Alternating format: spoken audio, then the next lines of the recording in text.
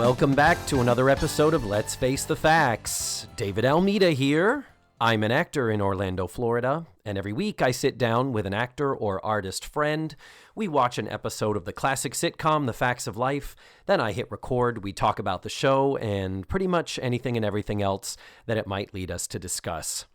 I'm a little sick, if you can hear that in my voice. No sooner did I get back from my gig up at the Villages, and I've been homesick for the last 3 days. So insert your joke of choice about catching something when you're up in the Villages. If you don't know what I'm talking about, well, Google it. My guest this week is Michael Colavolpe. I know I told you last week that Robin Kelly was going to be here, but she had to postpone at the last minute because she had some car problems. So sadly, I missed her again. I think that's the second time we've had to postpone due to circumstances out of our control.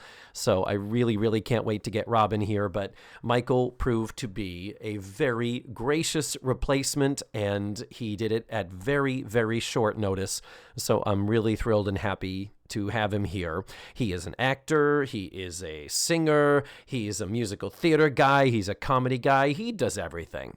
Michael's also been a podcaster. We do talk about that a bit during the show, and we met many years ago through mutual actor friends, and then we worked together for a long time at Sleuth's Mystery Dinner Theater, where we've both worked off and on, and at the moment we are both on. So I do work with him currently at the moment, which is lovely. We did record this episode at Sleuth's, and there's some weird background noise and difference in the audio, and I think a thunderstorm was also happening. I think you can literally hear the thunder clapping outside, but none of that gets in the way of the entertainment powerhouse that is this episode, and I can't wait for you to hear it. Michael and I watched Season 3, Episode 14. It's called The Marriage Brokers. The original air date was January 27th, 1982. I think we're ready to jump on in. Let's face the facts with Michael Colavolpe. Well, hello there, Michael Colavolpe. Well, hello there, David Almeida. Hello. Do you pronounce the last E as an A sound or an E sound? Colavolpe? Colavolpe? I do both, actually. Oh, really? Yes. You don't? Okay. It's weird, isn't it? Let the record show He does not know how to pronounce his own name. Nobody does, so I'm used to it. So we just watched Season 3, Episode 14, The Marriage Brokers. Yes, I was waiting to see who was going to get married. Yeah. Spoiler alert, nobody did. Yes, you can stop the show right here, right now. So, tell me, before we get into talking about, like, the synopsizing the show, do you have any history with the show? Did you watch it growing up? I close actually, in age-ish? Well, I think we might be almost like 10 years difference. Because, like, your birthday's this week, isn't it? I turn 51 tomorrow. Tomorrow. Yeah, you are not 61. Come out. No, I'm not 61. So we're not. We're not that. We're only. We're both a couple of years difference. in our 50s. Yes. We'll just rest on that. When the show was running in the 80s, I do remember watching it first run. Oh, yeah. Not religiously. I can't say that, not religiously. I mean, I was out of college, and working, leading a life. Mm-hmm. So I don't think I watched anything religiously in the 80s. The 70s was more my jam, probably yours as well. Yes, late 70s, early 80s. It's like, it seems like the sweet spot of everybody for TV is just like maybe sophomore year in high school. Yeah. Maybe junior and senior year in high school seems to be when... Yeah, particularly theater like people. Mid 70s for me was like Charlie's Angels and The Bionic Woman and Wonder Woman and shit like that. And those were all women shows. All interesting. Michael, I had a poster of all of them in my bedroom. My parents were so confused when it finally came out. I had the Farrah Fawcett nipple posters. Yeah, the they Charlie's called it. Angels, where they're all like, with their like angelic poses and praying. And Wonder Woman and the whole 9 yards. So that's our my parents era. All thought, oh, he really likes the dames right? with the big And tits. I was watching The $6 Million Man because of Lee Major's hairy chest, things like that. I don't know why our parents just became 80-year-old Jewish people just then, but right? There Exactly. it is. Yeah. But you were aware of it and caught it sometimes Totally. in first run. Totally. Yeah. And, watching the episode today, we got some chuckles. Yeah, we did. I was like, that's good, a actually. couple of chuckles. The rest of it was like, wow, this is plotting acting. But let's move on. Yeah. It's 80s acting and their children. Let's go. There was some very structurally sweaty jokes in here that we will get to. Yeah. So before we get to the show, then you should know, if you tell me you have been listening to some earlier episodes, you know that at this point I ask my guest to, off the top of your head on the fly, give me a 1 to 2 sentence synopsis of this show, like you might find in the TV Guide listing. Oh, all right. Let's see. This episode, Mrs. Garrett is going on a date with a man that the girls had never seen, heard of, or met before, and they suddenly get suspicious as to his intentions. Nice. Good. There's an air of mystery there. Except for the spoiler alert that I did earlier. Yes. No spoilers. No spoilers. Speaking of mystery, we are actually recording by remote here. We are actually at Sleuth's Mystery Dinner Theater recording, which is where you and I first met. Yes. Or at least first worked together. I think we might have met prior to that. But, so we are by remote. If the sound quality is unusual or weird for my 5s of listeners and their discerning ears, just know this is an anomaly of a recording session. But a happy anomaly. Yes. So let's get right on into this then. Okay, let's do it. We start the episode with Blair mopingly emptying the garbage off of a plate. We don't often see food in this cafeteria. I don't remember them being kitchen workers. I don't remember them being basically slave labor. Yeah, which they were. Yeah. That is literally the entire premise of the show that made it succeed. When it was just a show about girls in a dorm, season 1, it was awful. Cared. All right. So what we learn is that Blair is mopingly doing her chores because she is not looking forward to what the evening holds for her, which is where she has to go on this date. It is a date of obligation to a young man that we learn is named Barnett Thorndyke? No, Thornwood? Thornwood the Third? Barnett. Yes, Barnett. There it is. Barnett Thornwood the Third. And that's how you know he's important. He's a third. Yes, and she's totally complaining about all the things that she hates. Nerd alert or something like that? Nerd alert, yeah. Yes. She says he's got crooked teeth and stringy hair. Clammy hands. Yeah, it's terrible. Oh, it's horrible. Yeah, but at least his parents, who are clearly rich, named him Barnett Thornwood the Third. Yes. My friend Todd Michael, who used to live with me, he's a flight attendant, and one of his co-workers is named Chandler Kensington the Third. Oh, no. No. And he literally says, I think my parents were expecting a millionaire. What did they get? What is he now? A flight attendant. Oh, okay. They both are. Yeah, All and right. that's a pretty good Well, job. hey. Exactly. So Blair is not happy about this date, and so in order to somehow make the date more tolerable, she has planned a horrible evening. She has. And what has she planned, Michael? Well, is it his father? No, her father. Her father has a steel company. Which I guess I'm sorry. His father has a steel company. His father has a steel company. Blair is Warner Textiles. Oh, okay. Sorry. Yes. Sorry. I'm not up on my You should know that. Backstories. As an occasional viewer. Occasional viewer. So, yes, the steel company is holding a chamber music concert, and the chamber music is going to be played by steel workers. Yes. And there's going to be the dedication of some machine that I can't remember what it is. It is. Let's just say it's a turbine. Let's go with that. It's one of those where the absurdism of this is exceeding the usual level of semi-grounded comedy that we live with here in the Facts of Life cinematic universe. Yes. Well, and who's to say maybe, there are steel workers who actually can play chamber music instruments. You don't know. They're good with their hands. Yeah, it could happen. I imagine it could have been a lovely precursor to Stomp. If they were out there banging pipes and stuff on the machines and shit, that could have been. This was far ahead of its time. They also could have been the precursor to Blue Man Group. I mean, they bang on things all the time. Same thing, exactly. Yeah, so maybe that's what I was thinking. Stomp is more. They could be Steel Man Group. Oh, nice. But no, they make it very clear this is a chamber music concert. So where the cellos and the violas are going to fall into this absurd concept of Well, and they also make it clear that this is not an ideal date situation for Blair, as if chamber music is something to scoff at. Yeah. So not only is it chamber music, but now it's chamber music played by steelworkers, and she doesn't like either one of those possibilities. Yeah, and why she wouldn't schedule a date for something she would enjoy with a person. Go to the pizza parlor. Well, thank you. Go to the arcade. It's the 80s. That's what you do. Go to the mall. Go to the mall. God damn, I miss going to the mall. Chess King. Yeah. Sit around and dream of contempo casuals in the next decade. Go to Orange Julius. That's what the 80s mall was all about. Exactly. So this weird thing of I don't want to go in this date, so I've scheduled something horrible. Right. But really, I'm going to dress up to the nines for it. What the fuck?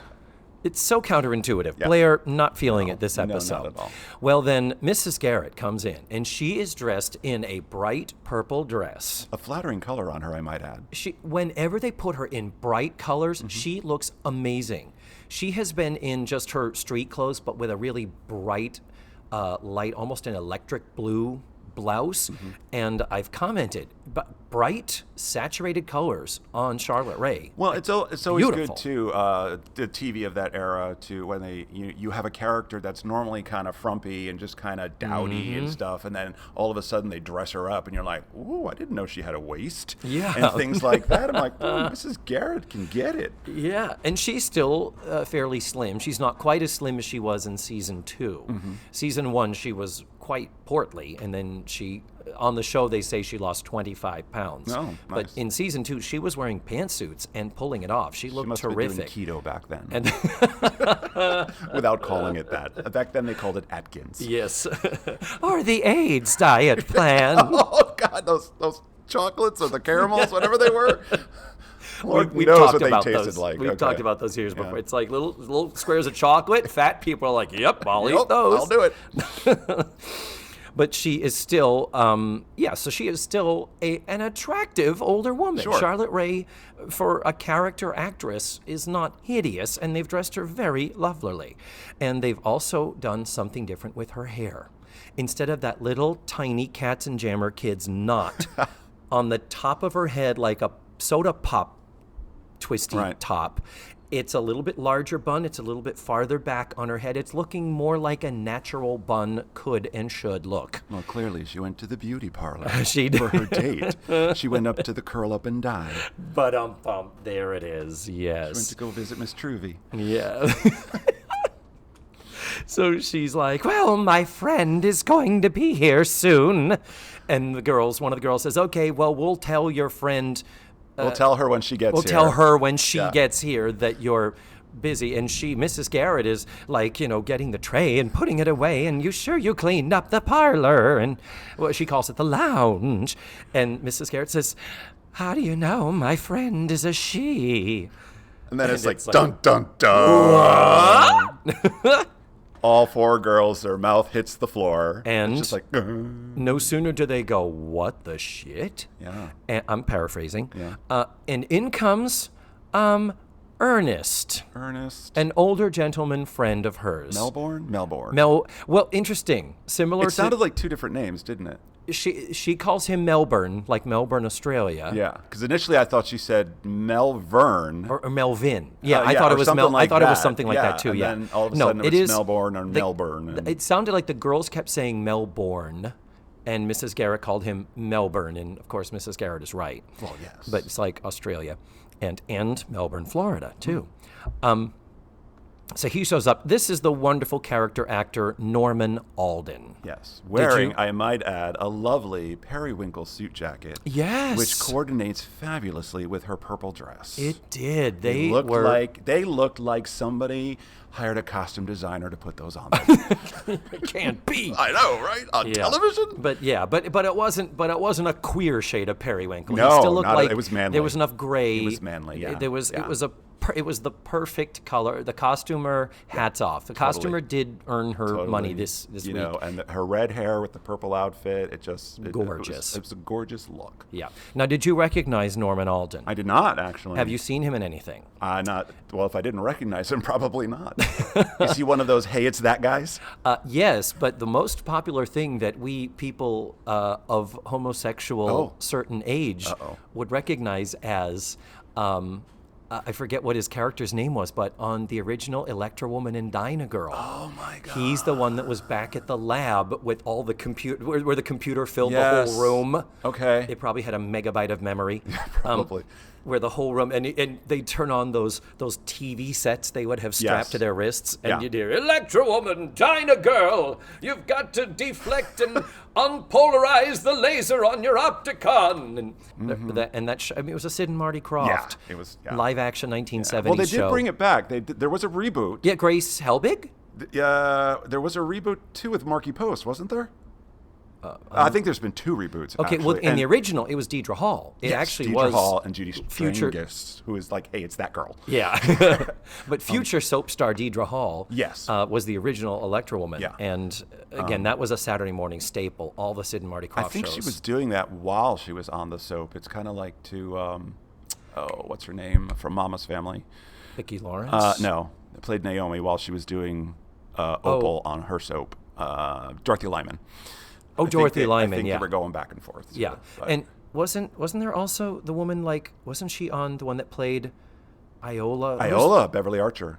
Mama's Family is my jam. Oh, okay. Clearly. Clearly, Michael. Wow. Maybe I need to start a podcast about Mama's Family. I guess you do.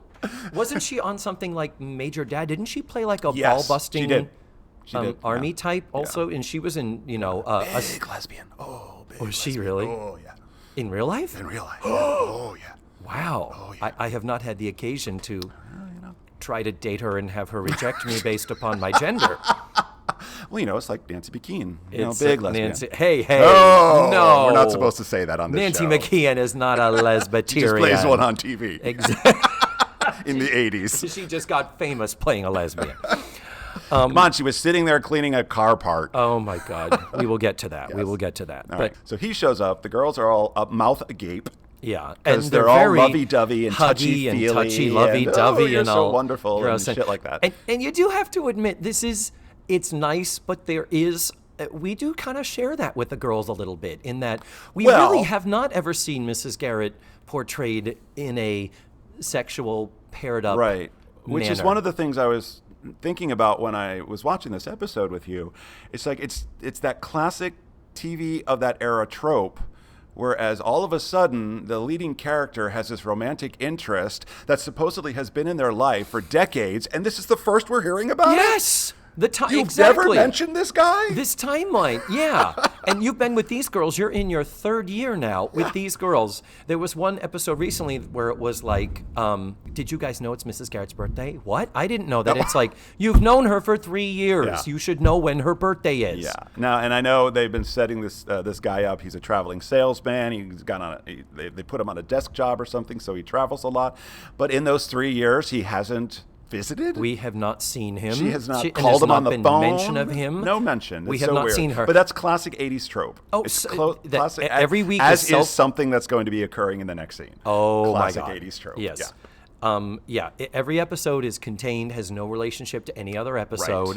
Right. When no continuity. On the Golden Girls, when Dorothy walks in and says, well, Jeopardy is my favorite show. I watch it every single night. And you're like, nope. Never, No. ever heard you mention No. Jeopardy before, We didn't really Dorothy. get continuity in sitcoms until like the 90s, I think. And we definitely appreciate it when Because, and quite honestly, nobody was concerned about that because nobody ever imagined that all of these decades later, we'd be still watching those episodes on DVD and streaming and Netflix and all that shit. Nobody knew and that binging anybody them. was going to see this again. Yeah. And talking about them. Yeah. It's true. It's so true. So, continuity errors, Yeah. nobody cared back then. Absolutely.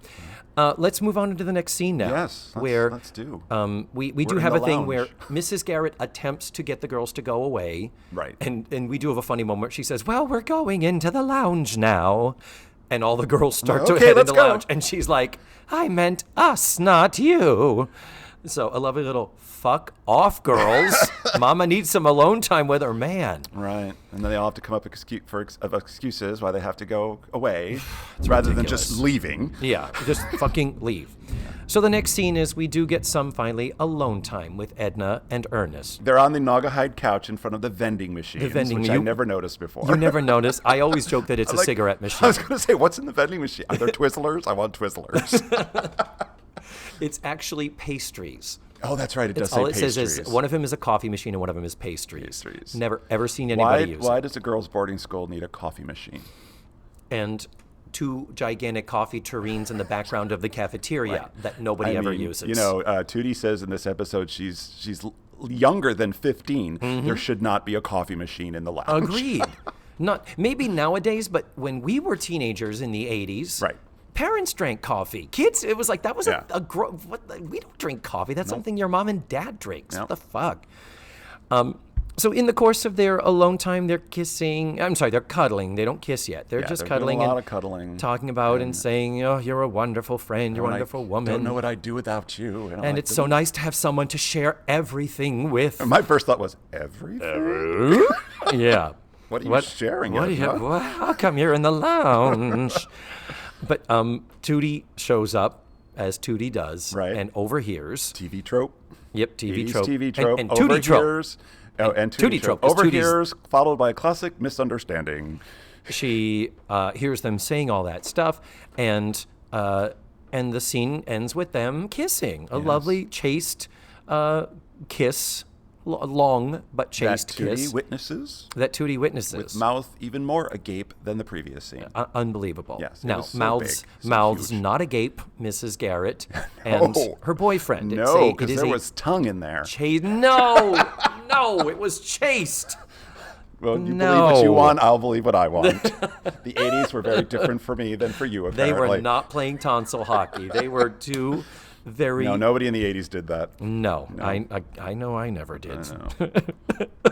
Oh. But then we move on into the bedroom. Oh, yes. The girls are now, there. something else I didn't remember was that they all shared a bedroom. Oh, yeah. Which I thought was odd given their age differences. Well, it's because As they're someone who hasn't watched it for a while. Because they're all being punished. They're working in the cafeteria to work off a school van that they stole and wrecked. Oh, is that the plot? That's the overreaching That is the plot? precipitating event. Oh, God. I As don't the remember twin. that at all. Yeah. Well, that's how we started season 2 to fix all the problems that were with season 1 with too many girls and all that okay. bullshit. All right. So they're in the room now. Natalie is reading a magazine. Yes. Joe is cleaning some type of an engine part Random engine part. and continues to. I'm sure there's a Dirt on it to start with. I'm sure there's a fucking straight person out there that could be like, David, that's a carburetor. It's a catalytic converter. Duh. But whatever the fuck it is, No. she is meticulously cleaning it Polishing her knob. and- She is. That's what it looks like. and does not stop the Nope. entire scene. Nope. Joe, her space work is her commitment level. It is. To Yet the this. part doesn't get any cleaner, and No. the rag doesn't get any dirtier. Correct. Yes. Blair, on the other hand, He's dressed to the nines. Modeled in a black beautiful velvet gown, it looks black like. velvet gown with a sort of golden piped disco-y Yes. bow belt in there, admiring herself in the mirror, but then she says, "Ugh, what the fuck am I doing this for? I don't want to go out with this guy because he's such a weenie. He's so unattractive, and I so don't want to go out with him." Right. At which time, Michael... That's when I point to you. Yes, I turn to you and say, he's going to turn out to be a hunk, isn't he? and Spoiler alert! I'm like, Michael, enjoy the show and live in the moment, okay? I said, I know. He's going to turn out to be a hunk. Yes. Well, in comes Tootie. They were kissing. I oversaw them. I overheard them kissing. Overheard. And, what is I it? saw them kissing. Yeah. She just says, I saw them I kissing. was where I wasn't supposed to be. Yep. And she says, I wonder if they kiss a lot. I wonder if they're going to get married. I wonder if there's tongue. You know that's what she's thinking. Well, very quickly, Natalie is like, I got to know what's going on. It's the reporter in me. And you're like, okay, I'll give you that. Yes. Facts of Life writers, that Natalie is the reporter. But it is so interesting how invested the girls are in Mrs. Garrett. It's good on one hand that they're so protective of her, as we learn throughout the episode. But there is also an element of, God, you could just butt the fuck out. Don't you have a test or something? Which is what Joe keeps advocating for. Mind your own business. Joe the lesbian keeps saying, stop. What? Stop butting in and clean a catalytic converter or something. Yes. Pick up a rag and help me with this thing. Because it's clearly very, very dirty. So, like my thoughts. So for some reason, Natalie turns to Blair and says, you need to find out. I need to know what's going on here. And so I therefore am turning to you for some reason to say, what can you do to find out more about this? So as a reporter, is she now turning to a unconfirmed source? She's delegating and outsourcing. That's weird. Shouldn't the reporter go get the facts herself? One would think the facts of life? Life, yep. Herself? Yep, exactly. But no. Well, but conveniently, Blair comes up with, and we haven't heard her say this in a while, one of her brilliant ideas. And I do have to credit this show as they don't beat us over the head with the catchphrases. Oh, okay. Blair has brilliant ideas. I don't think we've heard Tootie say there's going to be trouble. I don't think she said it at all this season. Like, it's weird. I want to say she said something like that tonight in this episode. Something about trouble. Maybe not. I don't believe so. Okay. No. I sit corrected. Compared to this show's predecessor, Different Strokes, where it was obligatory. You had to have a What You Talking About Willis in every single episode. So we do like that. That's one good thing that the writers have done. So Blair's brilliant idea is, hey, this horrible date that I don't want to go on with this horrible person to this horrible event, I'm going to invite them along. What could be a more perfect scenario for me to find out and take the temperature of this situation? So Mrs. Garrett just happens to be knocking on their door to say, I'm going out. Hello, girls. Is that your Mrs. What did I hear? What did I hear? Continue. Please feel free. I'll have to work on it. When you are, I love that you were just inspired. When it happens, I've told you, everybody's is welcome to join me. Good old Mammy Yoakum. Yes. So then they invite her along. And then conveniently enough, Ernest loves chamber music. Yeah. And the thing you were trying to think of earlier is the dedication of the blast furnace. Blast furnace. I think it's a name of one of the pieces they were going to be performing. Oh. And it's like, what? I thought it was the blast furnace in the steel mill. It could be either, actually. Maybe both. It's a double meaning. I don't both. know. Maybe it's a song called The Blast Furnace to dedicate the blast furnace. Maybe it was an original composition. Maybe. And then Mrs. Garrett will turn to Ernest and say, I'd like you to dedicate my blast furnace. And he'll go, all right, Eddie. Eddie. As long as I can call you by a boy name. Let me toss my periwinkle jacket aside. My manly periwinkle jacket. So, Mrs. Garrett says she'll check with him. Right. Well, like he's going to say no. Yeah, exactly. Because then the episode would end. They're going to a hotel room later. Are you kidding me? Well, apparently they didn't, as we'll soon find out. Yeah. But then we next see them back down in the lounge, in the parlor. Everybody's sitting around because Blair's date is late. So they're stuck waiting. And it's like... Barnett, the nerd, is late. Yeah. Not only is he a nerd and unattractive and clammy-handed. Mm-hmm. And at one point, Ernest says to Blair, oh, looks like your guy, your boy or whatever, your whatever, is late. And she's like, fella, yeah. He's not my fella. Yeah. She's She's just so disgusted about this possibility of this date. So Yet we dressed in a black velvet gown and did our hair. It's all right. But you were, like you said, it's like they could not have more intensely set up that he's a nerd. There's just it was so very, very obvious. So then Joe has the pleasure of we realize Joe is not in the room. Right. Joe's the pleasure of going, Blair, still cleaning that carburetor. She says, Blair, there's someone here to see you. And in comes this gorgeous young man.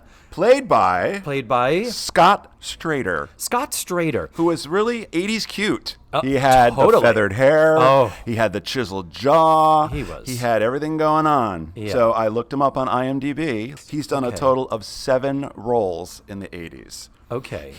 Has he done anything lately, though? No. He has run the gamut of 80s television. Okay, tell me. The Facts of Life was his first one. He went on to Give Me a Break, guest 1 episode.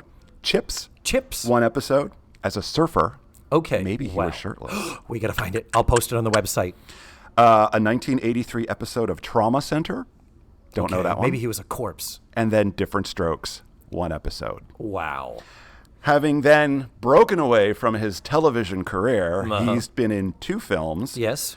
Jocks in 1986. Okay. If that was released by Jocks Video, then we might be that interested. would be an adult title. But more importantly, he was in The Karate Kid in 84. Shut up! What was he in The Karate Kid? Playing the role of Eddie. Eddie. So he must have been like one of the bad kids. Probably. The best friend. Yeah, because he has that look. The blonde kid. Yeah. The blonde. One of those asshole blonde kids in the 80s teen movies. Wearing the crop top T-shirt and the short shorts. Showing a little fuzz around the Bubba navel. On Mama's family. Bubba on Mommy's. Why am I saying Mommy's family? No. Bubba on Mama, because Bubba does that to me. Yes, I agree. Bubba was hot. So good old Scott, after 1986, stopped acting apparently. Wow. Poor guy. I'm telling you. And based on his performance in this particular episode, I can see why. Wow. Yeah. Wooden. A little bit. To the point where at one point when he's talking, I was, you saying Jocks, I'm like, this is porn level acting. Yeah. This really is. Totally. This is, you're a pretty person, just say these words. But that's later. Coming up, that's later when we're on the date. So he walks in the door, Blair drools. Yeah, but Blair originally is kind of like, may I help you? Oh, what's your name? And he's like, I'm Barnett. And she goes, Barnett Thornwood? And Joe says, the third. She gets to jab that in there. And Blair is like, hamina. She does a Tex Avery. Oh, God. Yeah. If she had a penis, it would have went spring. She might. I don't know. We don't know. That's why Joe likes her so much. Mrs. Garrett says, we're going to stick to you like glue. Yeah. He's like, well, consider us a nerd protection squad or something. So the whole thing of, whatever you do, keep this dork away from me. And then he shows up and they're like, we're going to keep him away from you like you wanted us to. Well, then we go back up to the bedroom, and there's more talk of what is going on, and somehow it ends with close up on Tootie going, I want to know everything. Dun, dun, dun. And then a long, uncomfortable pause, like they often do in this show, before we finally kick on the clap track and then fade to commercial. But this wasn't filmed in front of a studio audience. Yes, it was. Oh, it was. Yeah, but that clap at the end. But so no one made a peep. No one did. But we're at commercial right now. Yeah. And Michael. Yeah. This is the time during the show I like to get to know my guests a little better. Getting to know you. No, I can't pay any more rights to Laura and I blew my entire ASCAP budget. Yes, you did. Yeah, and a beautiful listener who posted on the Facebook group. Last week, the Tim Williams episode, we were questioning why they were singing this generic, on a Walkman, a generic "Mama, Mama, Mama" song that was just this neutral, nondescript. And someone said, well, they used all of their music rights on the previous episode because of all the show tunes. That's what it is. So this is commercial break. And so Michael Colavolpe, if you will allow me to James Lipton you a little bit. Oh.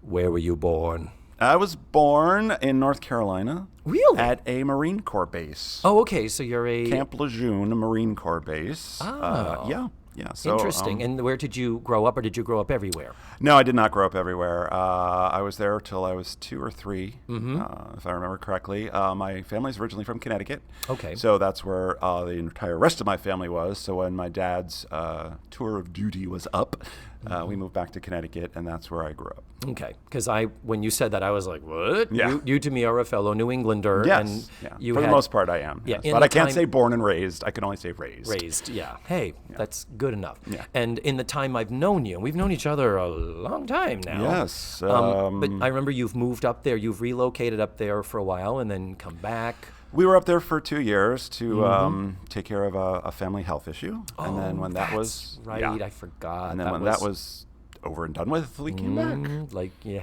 do. Like you do. Yeah, Like you and do. your we is you and your lovely and hilarious husband, the wonderful Kevin B. Kevin B. Yes, Yes. indeed. Probably more people who listen to this will know him rather than me. Oh, really? Well, he's a bigwig at Universal and everything, so you never know. And he has played Paul Lynde in some of the Hollywood Squares fringe shows. And yes, he's made quite a name for himself, although he has, to put it in his terms, retired from the stage. oh dear. He only works behind the scenes now. Oh, bless his heart. Yes. He'll be back. He'll come They crawling all back. come back. Yes. I am living proof of that. Where did you train to be an actor, if at all? Oh, well, I attended college at the University of Connecticut. Actually, I went there to be a computer science major. Like you do. Like you do, because, I figured I'd get a job. Decided then I wanted to be a math teacher.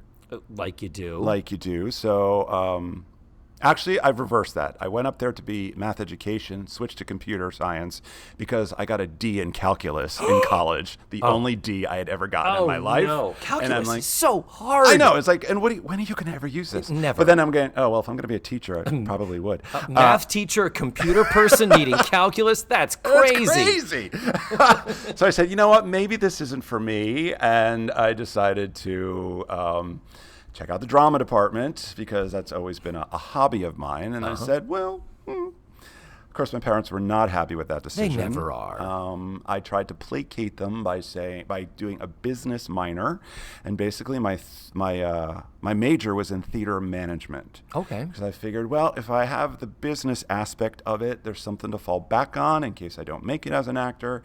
I'll learn how to run a theater. Sure. And the major at the time at the University of Connecticut did not exist. I don't know if it does now. So it was all like independent studies and things like that. They basically created it for me. Oh, good. And let me graduate with a BFA in theater management. So I do know how to run a theater, and I have run theaters while I'm still acting. And I took all the prerequisite, acting and directing courses, and a lot of and probably some theater majors will kill me for this, but a lot of my thought process was I didn't need a piece of paper to tell me I could act. I didn't need a diploma to tell me I could act. Yeah.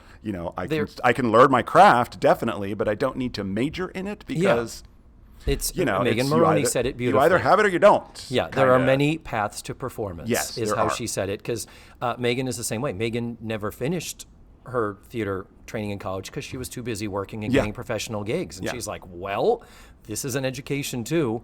And I've said many times, I'm an uneducated actor. I never studied theater. I just learned it by doing and absorbing and observing. And and beyond college, I mean, that was it for me too. I didn't pursue a master's degree. I didn't pursue any kind of acting classes or things like, And speaking of tour, Michael Colavolpe, you recently returned from a national tour of a little show called Mamma Mia. I did. You played what role, Bill? I played Bill on tour. Who is national and international, I might add. Well, we went to South America. Oh, Puff. I didn't know that. Didn't speak a lick of Spanish. Oh, it was terrible. Too bad. I hated every moment of it. But no, yes, I spent 2 years. Big fucking deal. It was. It was right place, right time situation. It was nothing that I ever prepared for or planned for. Never imagined myself doing. And remind me, which one is Bill in the movie? Bill is Stellan Skarsgård in the movie. Okay, he's the one. Yeah. So you the played... writer, the adventure traveler, the writer. So I was with that for 2 years, and it was one of the best experiences ever. Would I do it again? I don't know. Yeah, that's tough. It's tough. I don't know if I could. But... Going on tour is tough when you've got a family and you've got a house and you've got dogs and you've got responsibilities. I was. And I was gone for 2 years, and Yeah. Kevin had to take care of everything by himself. Now, Yeah. we had lots of talks about it. With his blessing, I went. You mailed He the was checks home. Yes, and he was cashed excited about them. the opportunity Yeah. for me. I was excited. It was a great thing. But, Yeah. Once I got back, I was just like, I don't know if I want to do it again. And since now everybody and their mothers does a production of Mamma Mia, and I've already done more productions of it locally, Yeah. and we'll be doing one again. Oh, do you do? You have another one lined up. I have another one lined up. Nice. So it's not like it's going away anytime soon. True. And Yes. having the national tour on your resume, it when you kinda go down helps. to the Opalaka Playhouse from Soap Dish. Well, when I did the production at Titusville, I was promoted to Sam. So now I play Sam. You And got I'm going to be with Donna. I'm going Wow. to be playing Sam because we're remounting it, basically. Oh. So it's going to be like a 10-week. Sweet. 10-week gig, so it's Wow. really nice. 10 weeks is Yeah. lovely. That's a lot of work. Nice equity contract. Fucking A. Good for you. Congrats. Yeah. And you are also, in addition to being an actor, you also have hosted and co-hosted podcasts in the past. I have. Yes. What was the first one? Was that the podca- QCast? Yeah, a podcaster from way back. Those couple of years when I was back in Connecticut, I started long getting, before it was fashionable. Yeah, this was Long. like 2005 and 6, maybe. I started getting into podcast, listening to them, and I was like, oh, well, I could do this. Mm-hmm. So yes, it was the QCast Connecticut, the Q being queer, because and it was just me. I know, right? Yeah. Just rambling about shit. About I'm gay like, I don't know stuff. if anybody's going to listen to this, and to my surprise, they did. Oh, yeah. And then Kevin eventually joined me, and he is just hysterically funny to begin with. So yes. he definitely pumped up the numbers. Uh-huh. And then when we moved back here, I wanted to continue it. And that went on for about, I want to say, another 3 or 4 years. Are they still there? Are they still on the iTunes? They could be. I know they're still all on my computer. Yeah. But what I want to say is you co-hosted the Mitzi Moore's show. There was with that too. Friend of the podcast, Kevin Kriegel. He has been on the Yes. show before, and I've Yes. talked about them. The Mitzi Morses are still there. Yeah, I'm sure they are. We keep talking about bringing it back, and we could just never get our schedules together to do Yeah. it. But that was also fun and extremely show. popular. And Yeah. I enjoyed doing it a lot. I really did. But as you know, it's a time commitment. It is. Especially when you get to the whole editing. There are podcasters who just don't edit and just go, here, there's my show. No. I can't do that. You I am can't a do that. perfectionist. We're anal. We can't. Anal retentive, OCPD, it's like, anxiety. And I got to have control. Yeah. Yeah. If I So- pause too long while thinking and speaking, that pause is cut out. I used to do the Drives same thing. me crazy. Totally used to do the same thing. So Yeah, I sound so much more yeah. articulate on this show than I actually am in real life. But thank you so much for doing this. We basically came into work early. Yeah. We're going to be performing a show tonight, and are. it worked out actually superbly conveniently. And for the 50th time, thank you. Sure. Do we get back to the episode now? We do. Okay. No, that's next week's. It's a two-parter. It's a two-parter. Because the next scene is my big problem with this episode. But this is the only problem you have with. No, my biggest problem with the episode. Let's arrive. We get to the Mexican restaurant. For some inexplicable reason, we're going to a Mexican restaurant that apparently Edna and Ernest have been to millions of times. Billion times. They show up to the maitre d'. Oh, Mr. Melbourne, Miss Agarit. I'm doing Italian. You Why? are. Why am I He's doing Mexican. He's Mexican. And so he's like, welcome, it's so good to have you here. No, still Italian. No, still Italian. Nope, Just still stop trying. I'm going to stop trying. Do Mrs. Garrett. instead. Mrs. Garrett. And he says, you're back. It's so great to see you. And to make sure the script writers shorthandedly let us know that they've been, she's like, how's the new baby? And he pulls out his wallet and he says, these are the new pictures. They were taken last month at Sears. Which was like the biggest laugh for me. Because we all did that. Everybody had their did that. pictures taken at Sears. But my problem was, first of all, the next scene, they're going on the date. The next scene opens up and they're at the restaurant. I'm like, what happened to the concert? Yeah, you did. You said, what happened to the You concert? built up this horrible concert and we don't even get to hear any of it. I know. It's like, what the hell? But they did go. This is But they post-concert. did go because they talk about it a little later, Yeah. something about how it's post-concert. So that brings up another problem for me because they go to a Mexican restaurant. They're talking about how awesome the tacos and the burritos are and the refried beans. And I'm like, you are on a date. The last thing you need to be eating is Mexican food. What the fuck? You're going to eat refried beans and then hope you're going to get some? I know. No! I don't date enough, clearly. It didn't even occur to me, but that's so No. true. Why did you go What there? are you thinking? Yeah, it's like, I'll have the garlic, smothered garlic, please. It's like, no. Because Barnett was thinking he was going to get a little Blair action. True, And and it's like- she was going to give it to him. She was, hopefully she was you guys didn't get the beans. sliding out of her chair. She was so damp was. over him. And to continue Well, that thought, she does say, "My, how you've changed into." Oh, and they go to the table separately so Mrs. Garrett and Ernest can continue to be best friends with this host maitre d' that we've never ever Jose seen or or met. Juan or whatever his name was. It was something like that. It's Carlos. Oh, Carlos. That's Well, it's still offensive. stereotypical. That is offensive, Not, and Michael. Carlos isn't. Well, then Carlos brings the two of them these huge heaping things of margaritas These silos. It's like, and what? nothing for the kids. No. Nothing. But he knows they're underage, I'm sure. Bring them iced tea. Bring them Coke. You're right. He should have. Bring 'em water. But yeah.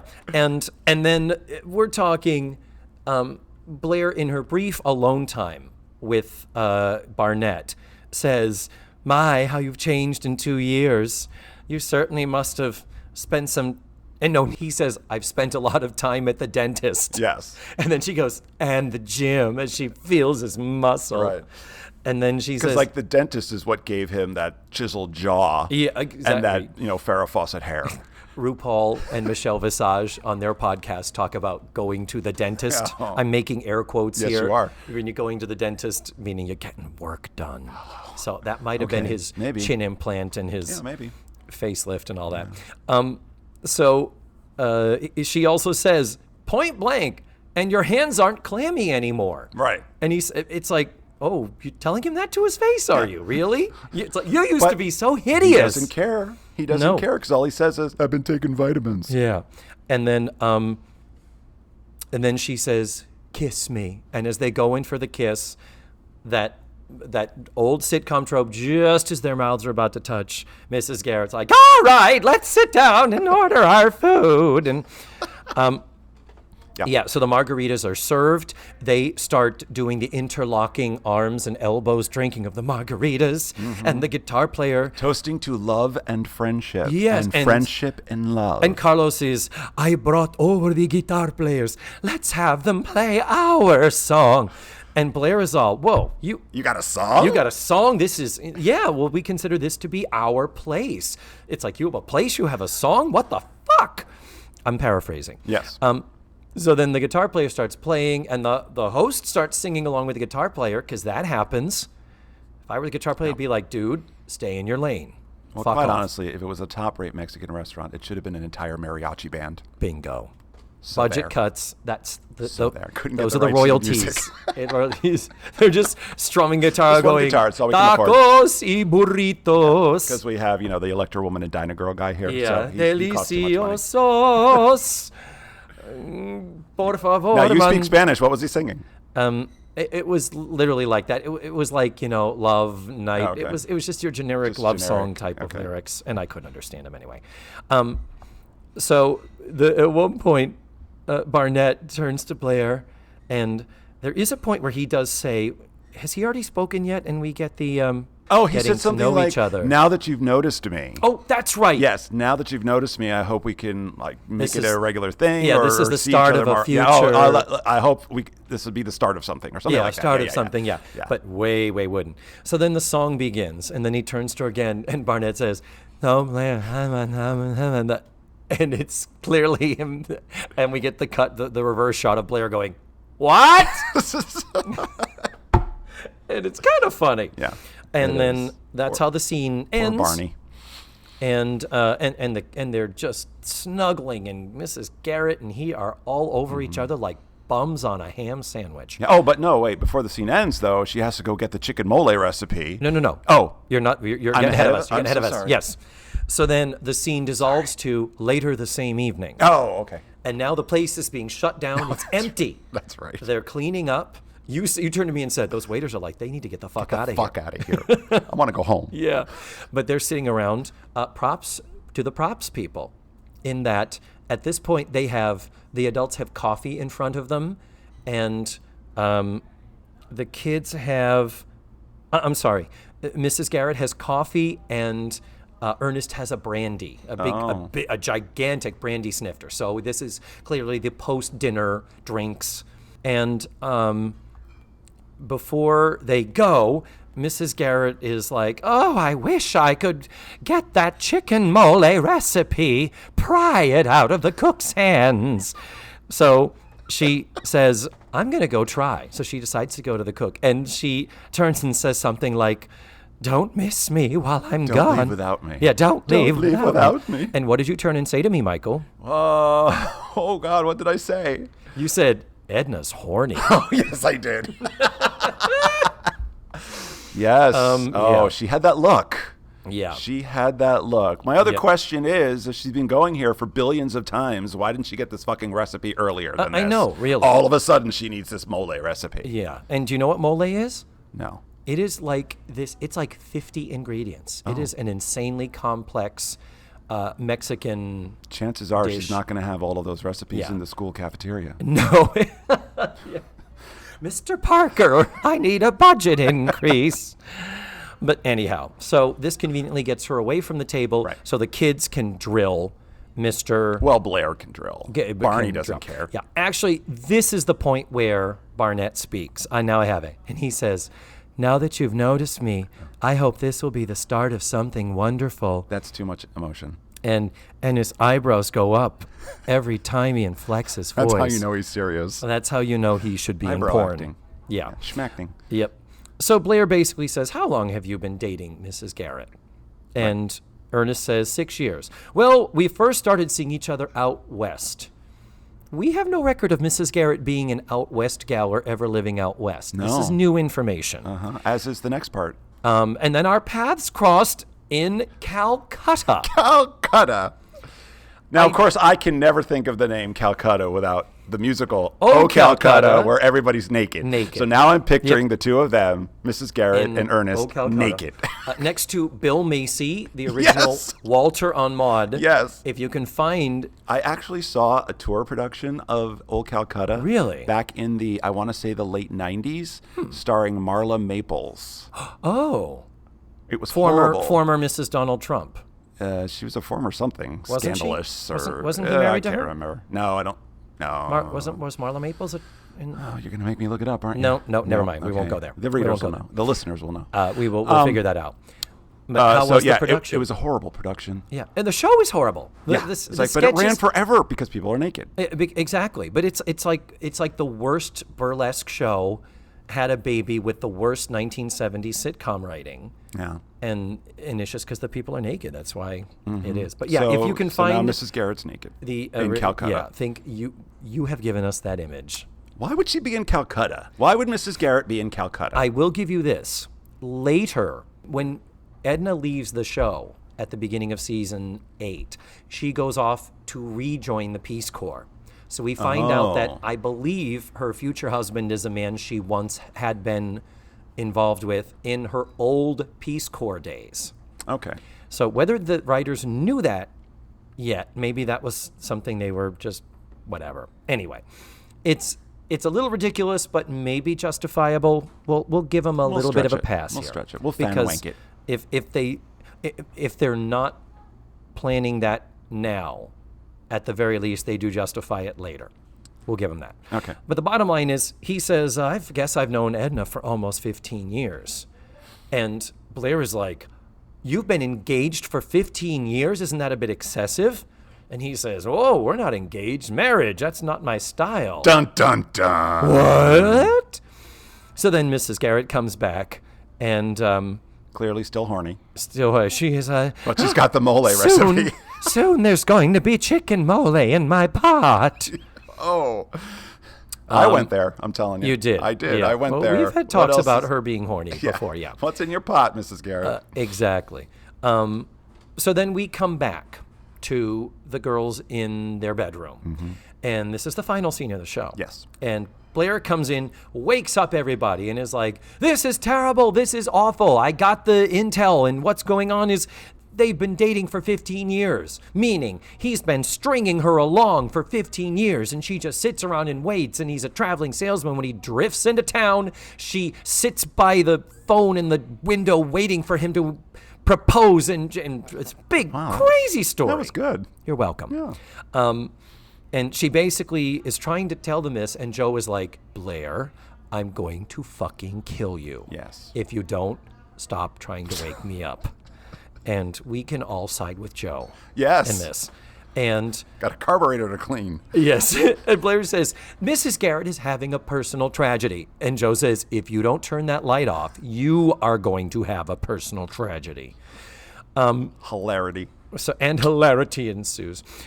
We do finally, and as Blair sweeps up the girls into this narrative that she has created from this information, Natalie comes in with this, well, this is terrible. We need to help her. This is her last chance. The train of happiness is not stopping at her station. Which was also funny. A funny line. Very and funny. A Mindy Cohn laughing fail. Mindy Cohn laughs at it. She can't keep a does. straight face. She does. I thought those days were behind us, and she still occasionally surprises us with that.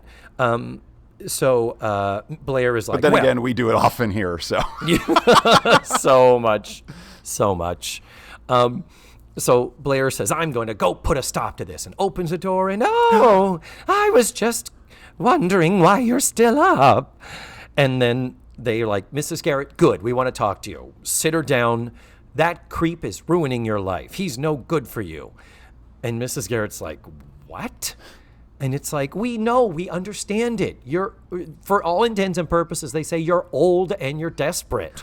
And she's like, are you fucking kidding me? Pretty much. And Natalie continues the metaphor. Let him go. Let him chug right out of that station. Another funny laugh and all that. Finally, Joe gets out. And Mrs. Garrett says, what the fuck? Yeah. What are you talking about? And Joe finally gets out of bed in her boy pajamas. And says, her dirty white socks, I might add. I couldn't help but notice that. The bottoms of her socks were dirty. Someone's I hate that in porn. into feet, Michael. I hate that in porn, and I hate that on TV shows. Clean your damn feet. Wow. It's not too much to ask. Wow. So Joe gets out of bed now, and as Joe only can do so beautifully, says, okay, I keep telling them to butt the fuck out, but they are under the impression that he is leading you on and that you're waiting for him to propose and all that. And Joe basically says, they are driving me crazy. Would you please set them straight? Right. Because she's been saying, let's butt out. She's so level-headed.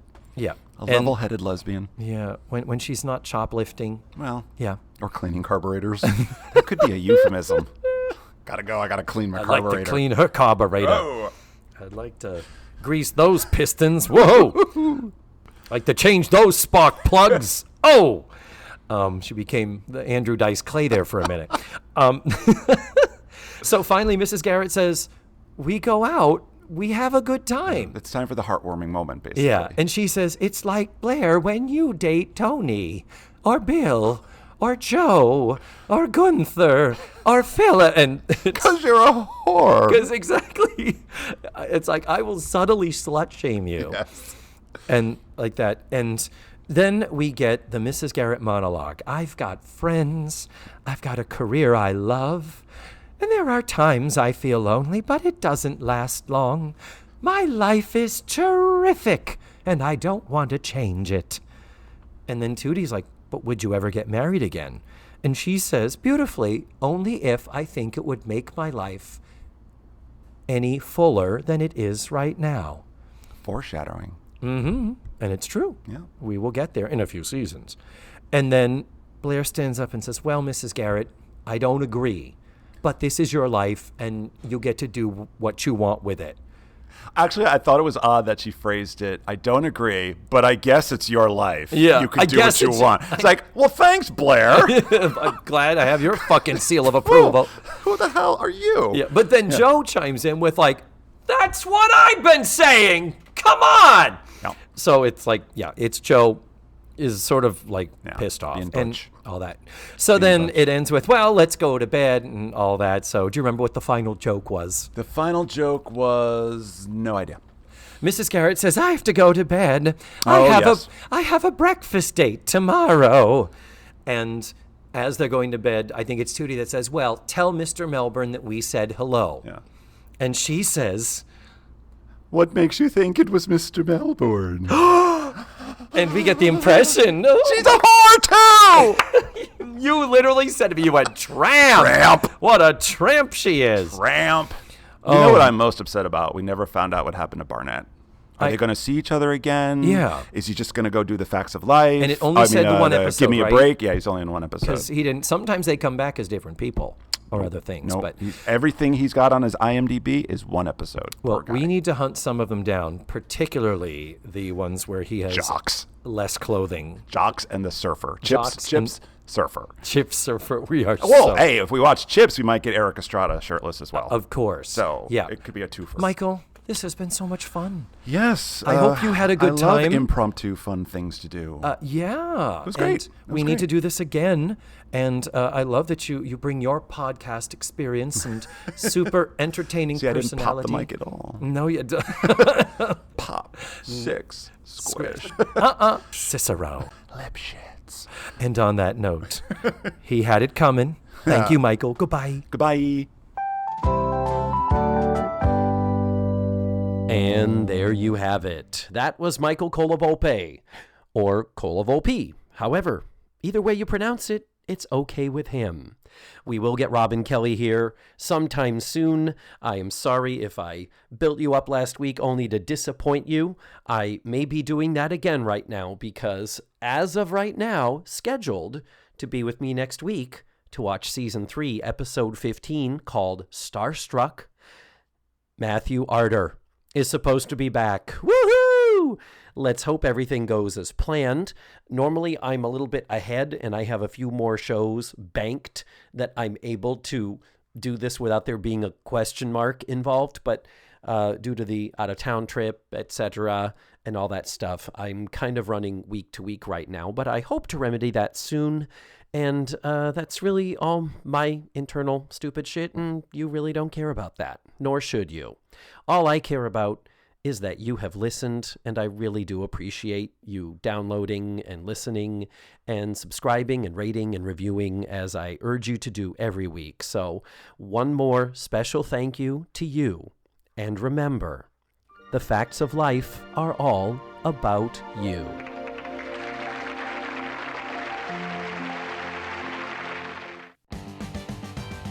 Let's Face the Facts was produced, written, hosted, and edited by me, David Almeida. My theme song was beautifully arranged and recorded by Ned Wilkinson. Our website is facethefactspod.com. You have to drop the let's. And that's where you can find extra pictures, video, and audio extras from the digital cutting room floor. Follow the show on social media. We're everywhere under the handle Face the Facts Pod. And don't forget, go to your favorite podcatchers and subscribe, rate, and review. Tune in again next week for another thrilling episode of Let's Face the Facts.